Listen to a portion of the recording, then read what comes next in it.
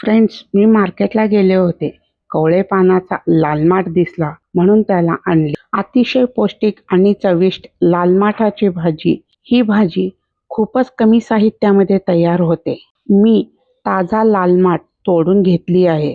जाड आणि कडक काड्या असेल तर काढून टाका. पण कवळे देठ नक्कीच वापरा. त्यामध्ये भरपूर चव असते. फ्रेंड्स, भाजी घेते वेळेस नेहमी कोवळे पानाची निवडा. त्यामुळे भाजी लवकर शिजते आणि चवही छान लागते. आता ही भाजी 4-5 वेळेस स्वच्छ पाण्याने धुवून घेऊ. पालेभाज्यांमध्ये माती असू शकते, त्यामुळे स्वच्छ धुणे खूप महत्त्वाचे आहे. लसूण थोडेसे जास्तीच पाकळ्या घ्यायला हवं. भाजी धुवून झाल्यावर चिरून घ्यायचं आहे.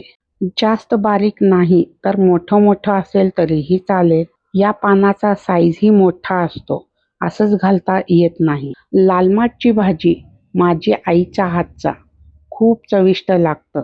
आज ही माझी आई लाल माठची भाजी आणि भाकरी इतकं छान टेस्टी बनवते ती.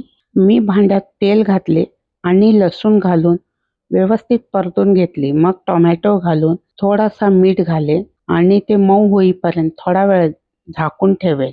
मीठ घातल्यामुळे टोमॅटो लवकर मऊ पडते. टोमॅटोमुळे भाजीला हलका आंबटपणा येते आणि चवही बदलते. टोमॅटो फार जास्त घालू नका, नाहीतर माठाची भाजीची चव कमी होते. मी या भाजीत पाणी घालत नाही.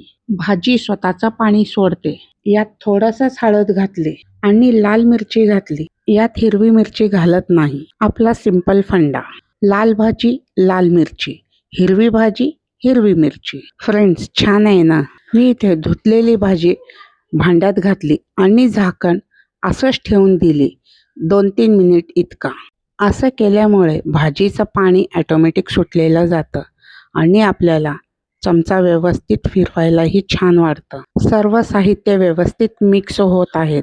फ्रेंड्स, हे भाजी व्यवस्थित मिक्स करून झाकण लावून ठेवलं की स्वतःच्या पाण्यानं स्वतःच व्यवस्थित शिजेल. ही भाजी बरोबर ज्वारीची भाकरी, बाजरीची भाकरी, चपाती किंवा नाचणीच्या भाकरी बरोबर खूप छान टेस्टी लागेल. मी याच्या आधी एक नाचणीच्या भाकरीचा व्हिडिओ बनवलेला आहे. हवं असेल तर ते पाहू शकाल. या भाजीला ओव्हर कुक करू नका. खराब होत नाही पण ड्राय पडते भाजी.